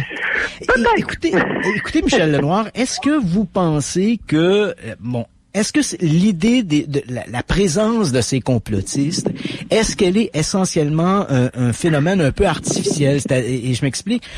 À l'époque de Kennedy, il n'y avait pas les médias sociaux. Donc, on avait une poignée d'individus dans leur sous-sol qui imaginaient toutes sortes de théories du complot. Exactement. Et aujourd'hui, on a l'impression que ces théories du complot ont un peu une espèce de pignon sur rue parce qu'on en parle beaucoup. Mais est-ce que c'est un peu un phénomène artificiel qui est alimenté par les médias sociaux? Est-ce que finalement, les complotistes, même s'ils sont très vus, ils sont très présents, est-ce qu'il reste encore un phénomène marginal ou est-ce que c'est devenu un peu la mode d'adhérer, de croire ou de faire la promotion de théories du complot? Ben, je dirais c'était marginal jusqu'à, mon Dieu, l'arrivée d'Internet a changé beaucoup la donne. Avant, comme vous avez dit, c'était des gens dans leur sous-sol qui échangeaient entre eux et tout, mais aujourd'hui, par Internet, Facebook, les réseaux sociaux et tout ce que tu mets là-dessus, pour certaines personnes, devient vérité. Là. C'est comme, ils savent là, que les chemtrails, là, c'est des gaz toxiques. Puis cette semaine, on a vu que les oiseaux n'existent pas. Hein. Ce sont des drones dirigés par les États-Unis ou un autre pays. Ben moi, quand je regarde un jet bleu qui mange des graines dans ma beco, j'ai de la misère à voir le drone. Là, ouais, il y a aussi la théorie cette semaine qui est sortie. En fait, elle avait déjà été évoquée en 2017, mais ils l'ont repris cette année. C'est les feux de Californie sont en fait l'œuvre d'agences gouvernementales qui utilisent des armes d'énergie dirigées pour mettre le feu et détruire en fait la forêt californienne du nord au sud, et ça pour pouvoir permettre éventuellement la mise en place d'un train à grande vitesse proposé par les démocrates. Non, mais à un moment donné, c'est comme... Il y a... si on revient à l'assassinat de JFK, là, bon, il y a plein de théories qui existent. Bon, il y avait un tueur, 2 tueurs. Bon, ça, c'est possible, là. Regardez, là. Je suis allé à Dallas en 2009. Je voulais aller sur place là, et tout. Puis quand on est sur place, on a quand même des frissons. Là. On se dit, mon Dieu, ça s'est produit ici. Là, ouais, j'ai vécu le même feeling aussi. J'imagine que vous êtes allé aussi au 6e étage du dépôt de lit. Oui, je suis allé en haut et tout. Puis pour avoir déjà tiré de la M16 ou toutes sortes d'armes et tout, ça prend pas un tireur d'élite super bon là pour réussir ce coup-là. Là. On parle de 70 mètres. Là. Donc, un tireur moyen, s'il est chanceux cette journée-là, ben oui, c'est possible. Ouais, effectivement, c'est amusant, vous reprenez, en fait, j'ai dit exactement la même chose un peu plus tôt dans l'émission. J'ai dit 250 mètres, mais en fait, c'est 250 pieds, c'est en fait 70 mètres. Ben, effectivement. C'est ça, à peu près 70-75 mètres. Ouais, quand on regarde regarde par la fenêtre, j'avais été frappé moi aussi par la proximité. Hein. Quand on regarde, on se penche par la fenêtre, j'expliquais qu'on peut pas se mettre derrière la fenêtre où se tenait Oswald parce que elle est de verre, etc. Mais on se place à la fenêtre d'à côté. En fait, on est 1 mètre plus loin. Et là, quand on regarde dans la rue, on voyait, je sais pas si lorsque vous y êtes allé, Michel Lenoir, il y avait toujours ce X sur la chaussée qui indiquait l'emplacement de la limousine. Mais on est frappé par cette proximité. On se dit, sans être un tireur d'élite, je pense que ça aurait été quand même assez facile d'atteindre cette cible-là. Là. Et Oswald, dans son carnet militaire, avait le titre de juste en bas de tireur d'élite. Donc, c'était pas quelqu'un de poche, là. C'était quelqu'un qui était capable. Oui, il n'y avait pas la meilleure arme, il n'y avait pas ci, il n'y avait pas ça, mais il était là. Le matin, il est parti avec une arme. À un moment donné, c'est ça. Là. les évidences, on a beau imaginer n'importe quelle théorie du complot, c'est difficile d'éliminer Lee Harvey Oswald de l'équation. Ça joue contre lui. Est-ce qu'il était seul? Est-ce que peut-être qu'il y avait quelqu'un d'autre? Mais dans les théories du complot, il y a 2 choses. Puis vous êtes un expert là-dedans, donc vous le savez comme moi, il y a 2 approches à ça. Il y a le make it happen. C'est toi qui es en arrière du complot qui tire les ficelles. C'est le make it happen. C'est toi qui vas vraiment diriger puis ça va se produire. Et il y a le let it happen. Tu le sais qu'il va se passer quelque chose. Mais ça fait ton affaire, donc tu fais rien pour l'empêcher. Et là-dessus, je crois que Lyndon B. Johnson aurait des comptes à aberrants. Malheureusement, il est décédé en 73. Mais je crois qu'il y en a qui savaient qu'il était pour se passer de quoi. Ouais. Mais c'est vrai que si on imagine ce Lee Harvey Oswald, s'il était à la solde de quelques agences, imaginons à un moment donné que ce qui avait été manipulé ou qui avait été à la solde de quelques, par exemple, la mafia ou les Cubains, etc. C'était quand même un mauvais choix parce que ce Lee Harvey Oswald, il a agi, je sais pas moi, si j'engage un tueur d'élite pour éventuellement commettre un assassinat politique, je veux qu'il se fasse le plus discret possible avant le jour de l'événement. Or, ce Lee Harvey Oswald fait à peu près tout l'inverse. Hein? Oui, en septembre, qu'il laisse. Voilà, en septembre 1963, il quitte Dallas, il fait un voyage éclair au Mexique, se présente à l'ambassade de Cuba, il veut un visa. Il veut un visa qui lui est refusé. Il doit se tourner vers l'ambassade l'ambassade de Russie pour obtenir un visa, et il fait tout ça au nez du FBI qui en fait surveille ses agissements parce qu'on le comprend, un citoyen américain qui se présente à l'ambassade de Cuba et qui demande un visa, il va allumer une... Et non, c'est pas fréquent et c'est sûr que ça va allumer la lumière rouge au service de renseignement américain. Or, il fait tout ce qu'il faut pour justement attirer l'attention sur lui. Alors moi, je peux pas m'empêcher de me dire si ce type-là avait été engagé par quelques agences que ce soit, par la mafia, les Cubains. Low profile pendant des mois avant. On se dit, mais voyons, c'est un parfait imbécile. Il attire sur lui l'attention. D'ailleurs, on sait, Michel Lenoir, que l'an dernier, parmi les documents qui ont été rendus publics avec l'administration Trump, on parle à peu près 3000 documents qui étaient encore gardés confidentiels, même si les autres ont été mis en ligne, puis je l'ai mentionné en début d'émission, on a fait un peu une surenchère sur le nombre de documents, mais il faut quand même se rappeler que la plupart de ces documents-là étaient déjà accessibles au public, il suffisait de se rendre à Washington. Faut pas non plus, on met des documents... on les sort de l'anonymat. Finalement, on se rend compte que ce sont des photocopies de documents qui ont déjà été vus. Voilà. Mais parmi ces nouveaux documents, il y a un document assez intéressant qui est un document qui avait été signé par Edgar Hoover et qui, ce Hoover dit, écoutez, on a entendu parler qu'il pouvait y avoir possiblement, et là on parle de la nuit du 23 au 24 novembre 63, Hoover envoie un communiqué au service de police de Dallas en disant on a entendu parler qu'il pouvait y avoir une tentative d'assassinat contre Lee Harvey Oswald. Soyez prudents et tout, oui. Et la police, évidemment, ne fait rien pour protéger davantage Oswald. On a comme l'impression, ou bien il faisait partie du complot, ou ils se sont dit, si quelqu'un finalement fait la peau à Oswald, ce sera tant pis pour lui. C'est ça, là, on tombe dans le let it happen. On sait qu'il va se passer quelque chose, mais on fait rien, puis on attend. Voilà, ça peut faire un peu l'affaire des gens, là. T'sais. Et c'est vrai que dans cette même série de documents, on voit que le FBI avait un peu dans son collimateur ce Lee Harvey Oswald, non pas parce qu'on le soupçonnait, aucun des documents rendus publics n'associe Lee Harvey Oswald à l'assassinat de Kennedy avant ce 22 novembre 63, mais c'est vrai qu'il est mentionné dans des documents. Il est toujours mentionné justement en relation avec ce voyage au Mexique, cette demande de visa, son retour de la Russie vers les États-Unis en 1962. On voit qu'il avait attiré quand même l'attention sur lui des services de renseignement.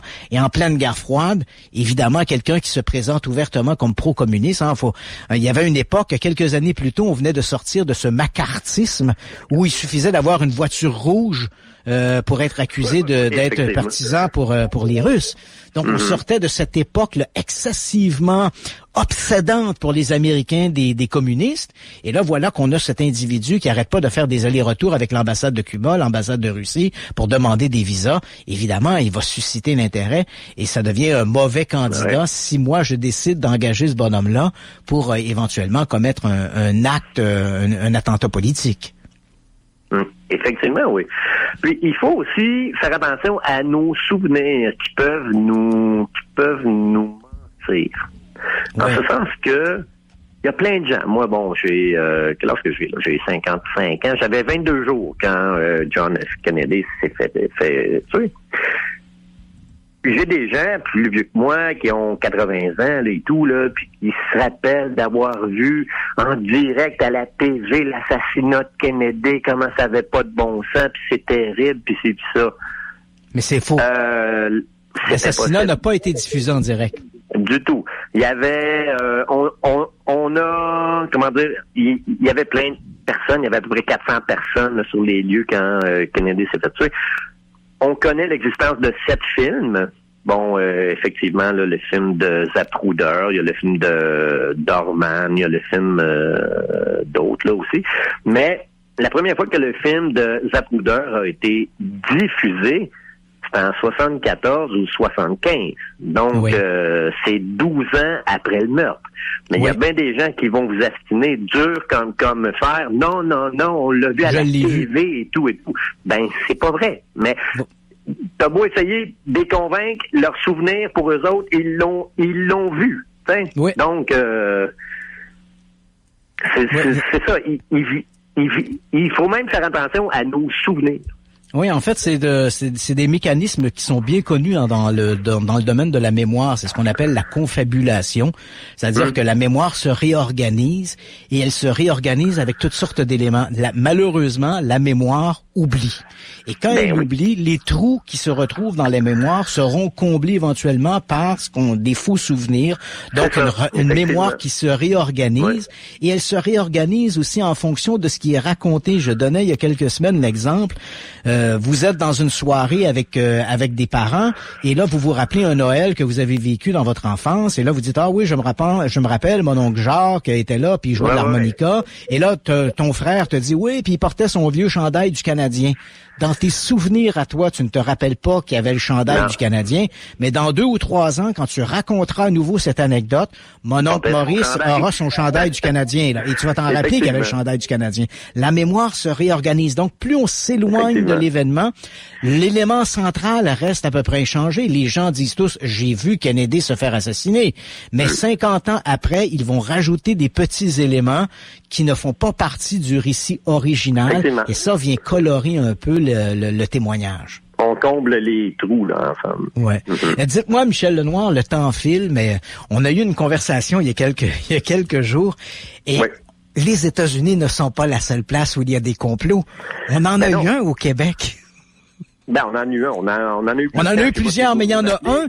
Il y en a un qui, encore une fois, en fait, revient régulièrement, parce que, bon, je dois mentionner, vous venez d'écrire un livre sur la compagnie, le brasseur de bière, la compagnie Dahl. La brasserie Dahl. C'est le tome 1, 1800-1909. Donc, de la naissance de William Dahl en Écosse jusqu'à la création de la National Breweries, qui est une espèce de consortium dont fait partie la brasserie Dahl en 1909. Et si je me rappelle, dans les années, je m'en rappelle pas directement, mais on a entendu parler de cette histoire que des gens avaient été empoisonnés par la bière d'or. Et encore aujourd'hui, malgré les décennies écoulées, dès qu'on évoque le nom de la compagnie d'or, on est certain, on évoque ça auprès de 5 ou 6 personnes, et c'est certain que plusieurs d'entre eux vont nous dire, ouais, il y a eu cette histoire, ce scandale de la bière d'or. On avait empoisonné des gens. Était dites donc d'or, mais le slogan après l'épisode de 1966 est devenu la bière qui tue. Et ça leur est resté, et d'or en 1966 contrôle à peu près 51% du marché de la bière dans la province. Mais si on va de Québec à la Gaspésie, dans toute l'Est, d'or contrôle 85% du marché. Il n'y a pas de place pour d'autres joueurs, là. Parce que là, t'as Molson, Labatt et d'autres là, qui rongent leurs freins là, et tout. Donc, en 66, au mois de mars, un article dans la presse, là, à la fin mars, une vingtaine de personnes, des personnes qui consomment beaucoup de bière, on vous parle de 12, 18, 24 bières par jour, là, vraiment, ce qu'on considérait comme alcool là, à cette heure, là, sont morts ou seraient morts de fibrose du cœur, là, du myocarde là, et tout. Et le lendemain, dans le soleil, à Québec, c'est plus 15 ou 20 morts, c'est 40. Et 2-3 jours après, c'est plus 40. C'est peut-être 100 morts. Donc, il y a de l'enflure verbale, même à cette époque-là. Et pourtant, le nom de d'or, le nom de la brasserie n'a jamais été cité par les autorités qui ont examiné toutes les brasseries. On parle que d'or utilisait le sel de cobalt un petit peu trop généreusement pour que la mousse de leur bière soit plus riche. Mais on n'a jamais trouvé rien. On n'a jamais trouvé rien. D'or n'a jamais été accusé de rien. Et d'or, pour vouloir bien faire, ça, on va le lire dans le tome 2, qui sort en avril. D'or, pour vouloir bien faire, même s'il n'y avait aucune accusation de porter contre eux, et il y avait tout, décide de aller chercher toutes les bières dans la province qui ont été produites par la brasserie d'or de Québec. Donc, c'est une opération qui a coûté à peu près 600 000 $ en 1966. Donc, c'est une fortune. Et on a jeté cette bière-là dans le fleuve en disant, voyez, si les autorités soupçonnent que notre bière est pas bonne, nous, on sait qu'elle est bonne, mais on la jette pour votre protection parce que, regardez, écoutez, là, nous, on sait que notre bière est bonne, mais on fait ce geste-là par souci de transparence. Les poissons ont dû être tranquilles pendant un petit bout. Michel Lenoir, un gros merci, c'est tout le temps qu'on avait. Vous êtes auteur de Complot, tout a commencé avec John F. Kennedy. On va mettre vos coordonnées sur notre page Facebook à nous, Radio X-Files, pour qu'ils puissent être au courant de la sortie de votre prochain livre. Un gros merci. Merci beaucoup. Au revoir. Merci. Bye-bye. Au revoir. Bye-bye. Ce soir, on a parlé de l'assassinat de John F. Kennedy. Plusieurs questions sont rentrées. J'ai fait un petit tri, mon cher Christian, juste avant. Peut-être mentionner aux auditeurs que le podcast de l'émission, dans son entièreté, sera disponible dans quelques minutes au www.radiox.com et sur notre page Facebook Radio X Files. La première question vient de Michel. Combien de balles ont touché la cible lors de l'assassinat de John F. Kennedy et où se sont retrouvées les autres balles, si tu le sais? Ouais, en fait, ce que l'on est à peu près certain, c'est que 3 coups de feu ont été tirés en direction de la limousine. La première balle, en fait, l'ordre que l'on donne, généralement, c'est que la première balle a manqué sa cible. On croit que vis-à-vis la fenêtre, dans la ligne de tir d'Oswald, il y avait un feu de circulation. La balle aurait ricoché sur le montant du feu de circulation, aurait été déviée de sa course et aurait été frappé un trottoir en béton qui se trouvait à plusieurs dizaines de mètres de là, près d'une plateforme surélevée, là, d'une route surélevée qui était sur le trajet de la limousine. Donc ça, ce serait le premier coup de feu. Et les 2 autres coups de feu, l'un a atteint Kennedy à la gorge et le 3e coup de feu a atteint Kennedy à la tête. Donc 3 coups de feu tirés en direction de la limousine. Et c'est amusant parce que, amusant, entendons-nous, On n'a jamais réussi à démontrer qu'il y avait eu plus de coups de feu. Il y a toujours les gens, les théoriciens du complot disent des coups de feu auraient pu être tirés de la butte gazonnée, là, le grassy knoll. Ouais. Mais jusqu'à maintenant, on n'a jamais démontré ça. Ce qui semble certain, 3 coups de feu ont été tirés. Le premier s'est perdu quelque part sur un trottoir en béton et les 2 autres ont atteint la limousine. Il n'y avait pas une théorie particulière aussi d'une dame qui était présente lors de l'assassinat qui aurait pas bougé lorsque les coups sont partis? Ouais, effectivement, là, quand on regarde les théories du complot, les gens font toutes sortes d'associations. Dans les théories du complot, il y a un élément qu'on retrouve, c'est des associations et des raccourcis. Et là, donc, il y a cette histoire de la Babouchka Lady. Donc, quand les coups de feu sont tirés, tout ça, sur les images d'Abraham Zapruder, on voit une femme qui porte une espèce de foulard, qui est habillée un peu comme les gens de l'Europe de l'Est. Et là, on nous dit, les FBI n'ont pas réussi à identifier cette dame, on n'a pas retrouvé cette dame. Mais le fait qu'on n'ait pas retrouvé une dame ou que cette dame-là avait un voile ou qui était habillée un peu comme les femmes, une femme avec une mode un peu tchécoslovaque, ça fait pas d'elle un joueur dans l'assassinat du président Kennedy, là. Et je veux dire, il y a même une femme éventuellement qui s'est présentée comme étant en disant c'est moi qui étais la fameuse Babouchka Lady. Donc, on fait une association, c'est comme sur le trajet du président, à un moment donné, on voit un homme qui a un parapluie. Alors là, des gens disent, peut-être qu'il dissimulait une arme à feu dans son parapluie. T'essaieras de tirer, toi, avec le bras dans les airs caché dans ton parapluie, tu sais. D'autres disent, non, il tenait un parapluie peut-être pour donner un signal au tireur en disant, la limousine est à ma hauteur. Mais pourtant, le parapluie est ouvert bien avant que la limousine arrive. Et ensuite, la réponse la plus simple, rasoir d'Occam. Ça se peut que cette journée-là, il faisait très ensoleillé et quelqu'un avait amené son parapluie pour s'en servir comme ombrelle. T'sais, donc ça, c'est une hypothèse qui est beaucoup plus simple, mais évidemment, ça ne plaît pas aux gens qui imaginent derrière tout ça des dessins tout à fait sordides et on voit des tireurs cachés un peu partout. T'sais. En 30 secondes, très rapidement, est-ce qu'on a toute la documentation de l'assassinat de John F. Kennedy ou il reste encore des choses qui n'ont pas été divulguées? Bon, il reste quelques dizaines de dossiers qui ont été repoussés en 2021, mais c'est bien que tu mentionnes cette question. Il faut savoir que l'an dernier, lorsque l'administration Trump a rendu public les quelques 3000 dossiers à peu près qui restaient à être publiés, les théoriciens du complot, il faut dire que tous les documents, on parle ici de plus d'1 demi-million de documents qui ont été rendus publics jusqu'à maintenant. Les gens s'imaginaient trouver là-dedans la preuve d'un complot. On n'a jamais rien trouvé dans ce sens-là. Les documents qui ont été rendus publics l'an dernier ne vont pas non plus dans cette ligne-là. On trouve toutes sortes d'éléments amusants. On s'aperçoit que la CIA est impliquée dans un projet. Éventuellement, ils voulaient assassiner Fidel Castro. Un projet qui s'appelait Projet Mangouste. Mais on n'a jamais trouvé la moindre preuve qu'il y avait un complot derrière l'assassinat du président Kennedy. Donc, ça ne veut pas dire qu'il n'y en avait pas un, mais on n'a jamais trouvé cette moindre preuve.